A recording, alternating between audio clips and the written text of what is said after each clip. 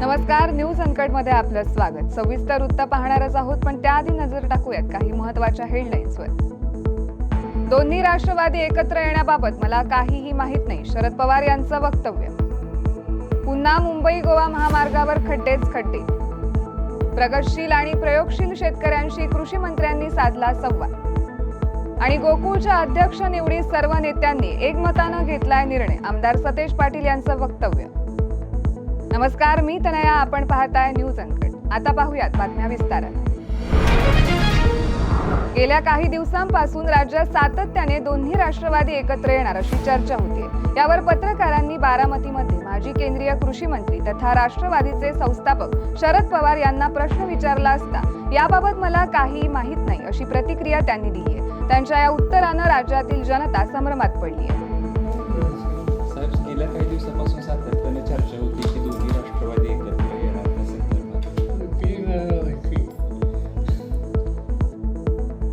येत्या जून पर्यंत मुंबई गोवा महामार्ग पूर्ण होईल अशी ग्वाही देणाऱ्या केंद्रीय दळणवळण मंत्री नितीन गडकरी यांची डेडलाईन पुन्हा फेल ठरण्याची शक्यता निर्माण झाली आहे। कारण मुसळधार पावसामुळे मुंबई गोवा महामार्गावर पुन्हा खड्डेच खड्डे झाले।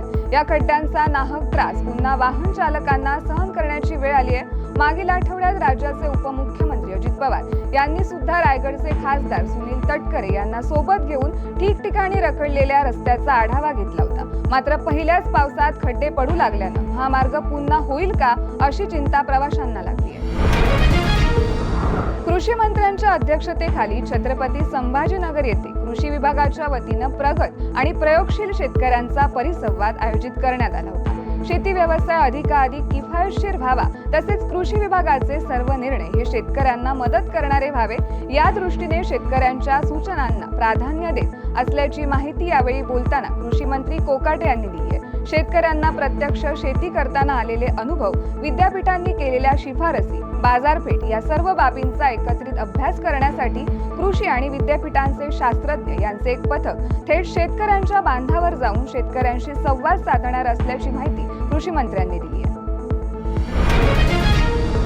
कोल्हापूर जिल्हा दूध उत्पादक संघाच्या अध्यक्षपदी मंत्री हसन मुश्रीफांचे चिरंजीव नवीद मुश्रीफांची निवड झाल्यानंतर त्यांनी काँग्रेस आमदार सतेज पाटील यांची भेट घेतली आहे। सतेज पाटील यांनी मुश्रीफांचा सत्कार करून त्यांना शुभेच्छा दिल्यात। गोकुळच्या अध्यक्ष निवडीत पक्षीय रंग नसून सर्व नेत्यांनी एकमतानं निर्णय घेतल्याचं सतेज पाटील यांनी माध्यमांशी संवाद साधताना स्पष्ट केलंय। गेल्या 4 वर्षांपूर्वी अपप्रवृत्ती आणि स्वतःच्या टँकरसाठी गोकुळ संघ चालवणाऱ्यांना बाजूला ठेवण्यासाठी आम्ही एकत्र आलो असल्याची अप्रत्यक्ष टीका महाडिक यांचे नाव न घेता सतेज पाटील यांनी केली आहे।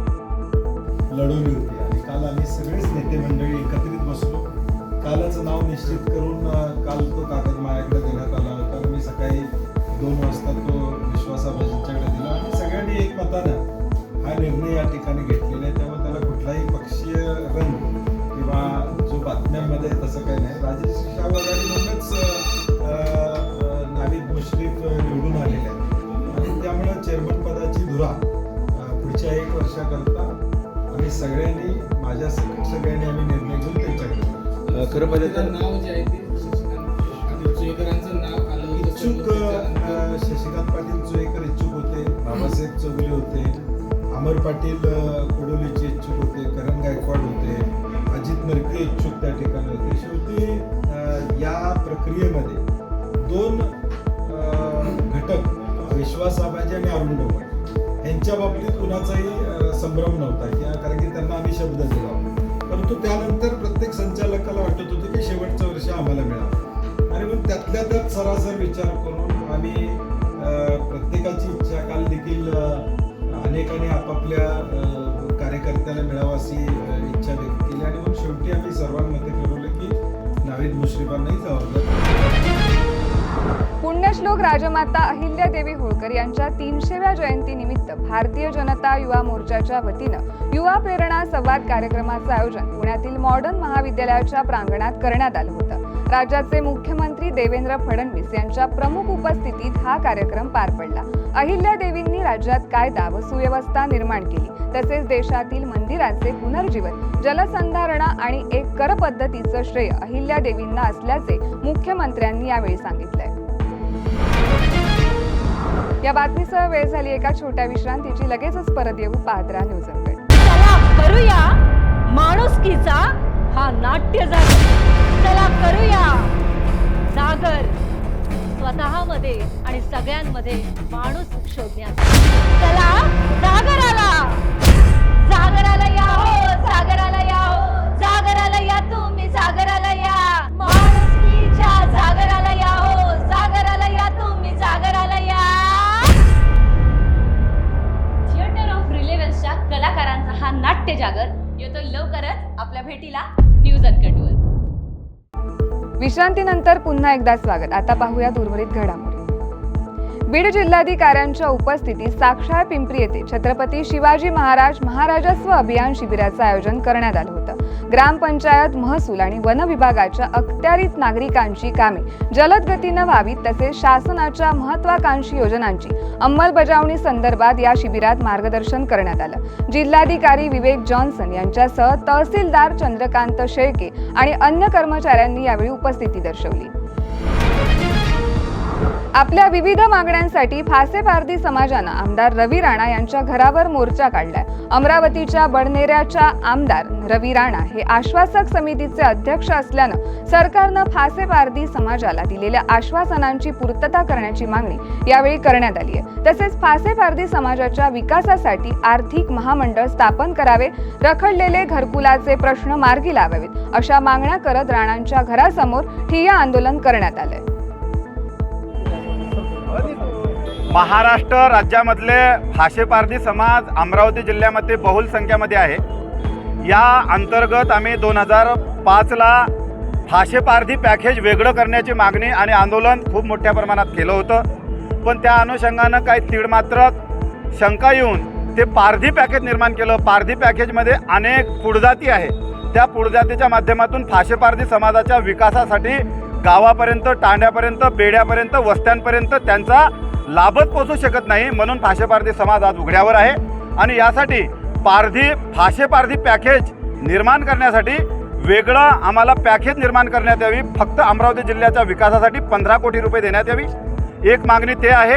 आणि दुसरी मागणी, ज्या इतर समाजाच्या विकासासाठी आर्थिक महामंडळ निर्माण केलेले आहे त्याच अनुषंगानं फासेपारधी समाजाच्या विकासासाठी आर्थिक महामंडळ निर्माण करावा आणि आम्हाला CMची भेट 10 मिनिटासाठी आम्हाला घडून आणावी अशा पद्धतीच्या मागणीसाठी आज आम्ही आश्वासन समितीचे अध्यक्ष राज्यमंत्री रविभाऊ राणा याच्या निवासस्थानी आम्ही धाराशिवच्या माणकेश्वर बार्शी रोडवरील विश्वरूपा नदीवरील पूल पुराच्या पाण्यात वाहून गेल्यानं नागरिकांची अडचण निर्माण झाली आहे. यावर पर्याय म्हणून परिसरातील दूध उत्पादक शेतकऱ्यांनी रस्ता पार करण्यासाठी अनोखी शक्कल लढवली आहे. नदीपात्र पार करण्यासाठी येथील नागरिकांनी पोकलेन मशीनच्या बकेटवर बसत जीव धोक्यात घालून नदी पार करण्याचा निर्णय निवडलाय.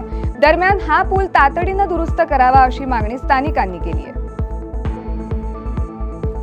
जागतिक तंबाखू विरोधी दिनाचे औचित्य साधून आरोग्य विभागाच्या वतीनं बीड शहरात भव्य जनजागृती रॅलीचं आयोजन करण्यात आलं होतं. या रॅलीद्वारे तंबाखूचे दुष्परिणाम, त्याचे आरोग्यावर होणारे गंभीर परिणाम याबाबत नागरिकांमध्ये जागृती करण्यात आली आहे. सकाळच्या सुमारास जिल्हा रुग्णालयाच्या आवारातून या रॅलीला सुरुवात झाली होती. या रॅलीत आरोग्य विभागाच्या कर्मचाऱ्यांनी हातात तंबाखू विरोधी संदेश देणारे फलक घेऊन उत्स्फूर्त प्रतिसाद नोंदवलाय.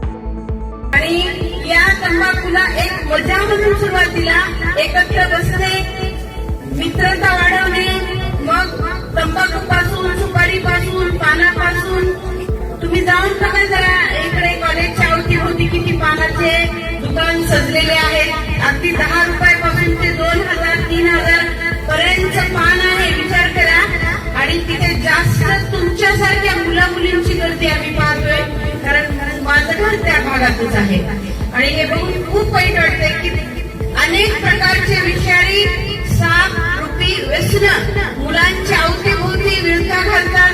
जसं की मोबाईल आहे, मोबाईल सोबत ह्या गोष्टी मुलं सगळ्या करतात आणि पुढे जाऊन त्याचा शेवट मात्र कर्करोगासारख्या भयानक आजारात आहे. त्याच्यावरती या बातमीसह वेळ झाली एका छोट्या विश्रांतीची. लगेचच परत येऊ. पाहत राहा न्यूज अनकट. 10,000 किलोची झणझणीत पुणेरी मिसळ, 2100 किलोची चमचमीत खिचडी, 8 फुटाचा लांब चटपटीत कबाब, मस्त खा आणि स्वस्त रहा असे म्हणणारे भारतीय खाद्य संस्कृतीचे शिल्पकार जगप्रसिद्ध शेफ श्री विष्णू मनोहरजी लवकरच आपल्या भेटीला येत आहेत अनकट स्पेशल या सत्रात. विश्रांतीनंतर पुन्हा एकदा स्वागत. आता पाहूयात उर्वरित घडामोडी.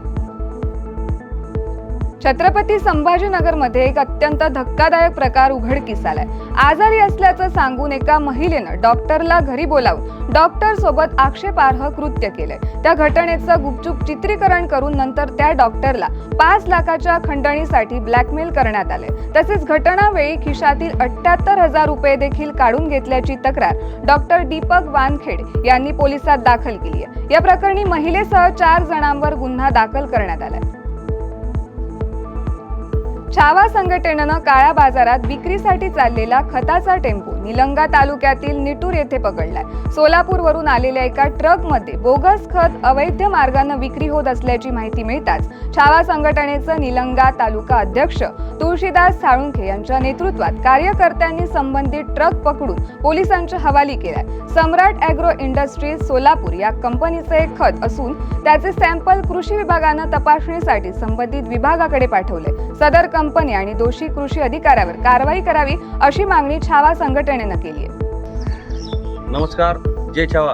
आज या लातूर जहराबाद हायवेवरती बोगस खताचा ट्रक जात असलेला आम्हाला संबंधित आपले छावाच्या कार्यकर्त्यांनी माहिती दिल्यानंतर आम्ही लागलीच नेटूर येथे आलो. त्या ठिकाणी एक ट्रक आपल्या येथे आपल्याला सापडलेला आहे व एक ट्रक हा 200 ते 250 पोत्याचा पळून गेलेला आहे. त्यामध्ये अधिकारी सुद्धा पळून गेलेले आहेत. यामध्ये सर्वस्वी जबाबदार कोण आहे हे लवकरात लवकर हे तपासलं पाहिजे. व यामध्ये आता सर्वसामान्यांचा आमचा एक ही आहे आरोप की यामध्ये सर्वस्वी जबाबदार हे तालुका कृषी अधिकारी नाथराव शिंदे साहेब हे 100% याच्यात जबाबदार आहेत. तालुक्यात जर अशा प्रकारे अनुचित प्रकार घडत असेल व अशा बोगस खताच्या कंपन्या व बोगस खताच्या गाड्या जर येत असतील तर यांच्यावरती वचक आणि याच्यावरती नियंत्रण हे तालुका कृषी अधिकाऱ्याचं पाहिजे. तालुका कृषी अधिकाऱ्याच्या संगनमताने हा सर्व प्रकार चालू आहे. पुण्यश्लोक अहिल्यादेवी होळकर यांची 300वी जयंती जेजुरी गडावर मोठ्या उत्साहात साजरी करण्यात आली.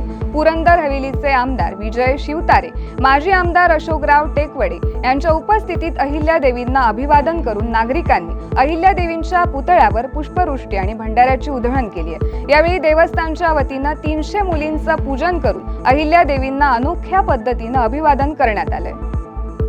आज पुण्यश्लोक अहिल्यादेवी होळकरांची 300वी जन्मतिथी जयंती आणि संपूर्ण जगामध्ये एक स्त्री शासक कशी असू शकते, न्यायनिवाडे करण्यासाठी, जनतेच्या संरक्षणासाठी, जनतेच्या विकासासाठी, देवधर्मासाठी प्रचंड मोठं काम, असं एवढं ऐतिहासिक काम दुसऱ्या कुठच्याही महिलेने केलेलं नाही. आणि म्हणून खरं म्हटलं तर महिला शक्ती, नारी शक्तीचं प्रतीक या राजमाता अहिल्यादेवी आहेत. आणि म्हणून त्यांच्या जयंतीच्या दिवशी ते स्फुरण घेऊन, ती प्रेरणा घेऊन अनेक महिलांनी अशाच प्रकारचं काम करण्याचं, स्त्री शक्तीचं प्रचंड ताकद दाखवण्याची गरज आहे.